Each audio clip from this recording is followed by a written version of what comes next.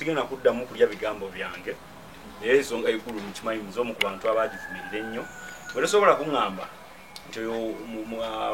tosobola kuŋŋamba nti afande Salim Saleh nti ye wegamba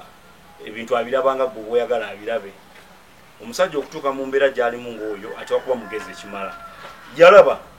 abayala fena enjala etuluma naye enjala bwe kuluma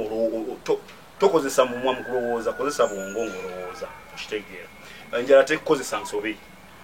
nze nalabadde ekintu kyeggulu ekyo nga ndaba abayimbi tukikoleramu ensobi abagendayo bakikoleramu ensobi nze I for one sigendangayo era neerayirira okutagendayo era sirigendayo mpozi omukulu yennyini waliwo embeera eriwo nga mpise nga nneetaka okugendayo okitegeera nga nteekedde ogendayo ku official business naye sira kintwala ggulu okitegeera so kibi nnyo ekyo ekiwandiiko ekigamba okubeera nti kyafulumye nga wali abayimbi abaliyo kikwasa ennaku kyenyamiza era kiswaza industry ekitutuza ku bino byonna abayimbi be Uganda mukimanyi buli omu kwagala kulwana lutalo yekka abasuubuzi balwana entalo ne bafunya ababoda ne balwana abantu bangi associations abantu bekozemu associations nefe abayimbi twagana omanyi lwaki soon avudde sawa zinaina media house gyalwana nayo keba mukube enyimba ze tebajja nakuddamu zikuba keba yeka akirabe byebyo bitutuseeko kateeka babawandikira amabaluwa muswale tulina kubeera ddoboozi eri okuwangula ekyokubiri mukimanye ensi Uganda gye tulimu njavu yemu ku nsi ezisinga obwavu kitegeeza naffe abalimu tuli baavu kitegeera gwe tunulira butunuzi Kampala bwafaanana otegere nti ensi gye tulimu njavu kama kati mwe sente ze mugenda okusaba abantu bagenda zijjawa mukitegeera tulina kwegatta tulabe ekintu kino abayimbi eddoboozi abayimbi ba Uganda bwe tutalifuna ddoboozi limu ku cause tetugenda kuwangula ebyo mubeera mu bumooli nga nze ndi mu kulwana ntalo ziyamba industry ne mubeera mu bumooli nga kekalabe kepankapanka nnyo kebakooke kamba buulire bazzukulu bammwe mwe saawa zino muyinza okuba nga ofunayo bu views ku YouTube bu views simanyi kakadde kamu ne bakuwayo emitwalo 5 n'olaba nga kyakabi nnyo muzzukulu wo agenda okujja wannakabiri wa bannakasatu ajja kibonaaboneramu ekintu kino kyotalwanirira so mu bufunze bwagulu nga mbagamba nti kyenyamiza nti mulimu n'abayimbi abanene abaswalira mu kintu ekifaanana bwe kityo lwaki osabirizanga mugamba mwakola kitegeera ffe mugamba tetwakola naye tetusabiriza mugamba ffe tetumalaako bayigawo kino kintuusa ne ku nsonga anti mugamba nze simanyize siina makulu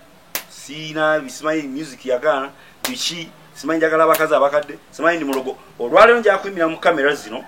nga njagala kumalawo nsonga zino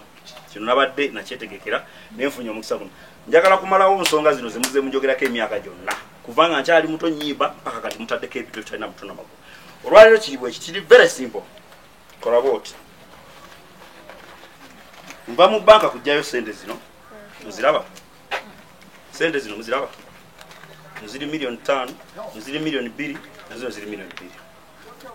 sente zino wano ku White House Music Calendar we wali offices zange zibeera nzigule njagala ojje n'obukakafu obulaga nti ndi mulogo nga nakulogoba nga naloga omuntu akakase tinamuloga olwaleero oba lunaku lwonna lweyagala obukadde bwe butaano buno bukulinze gwe kasitojja n'obukakafu nti suna mulogo nga waliwo neyagala nti amanye essabo lyange we liri simanyi ku Hoima Road awo agenda kutwalayo abantu gwe jangu n'obukakafu obwo buwangula milioni 5 nkyogedde mu kamera bwe ndiba sizikuwadde nze kennyini nze mbyeyogeredde ontwalanga n'onsiba njogedde mbigambo byange ndi kuliyirira z'oyagala singa sikuwa sente zino ng'olesa obukakafu bw'eddogo zino sente njagala mundeetere omukazi ow'emyaka 65 gwe mugamba gwe njagala mumuteekewo mundeete n'obukakafu nga njagala omukazi we ku myaka egyo gyaliko 65 ne maama wange gyatannaweza nkuwe milioni 4 zino olwaleero ekyo njagala tukimale kiveewo muleke kubeerawo nga mwogera bintu bitaliko mutwe namagulu sente zino za propaganda oyo gweleta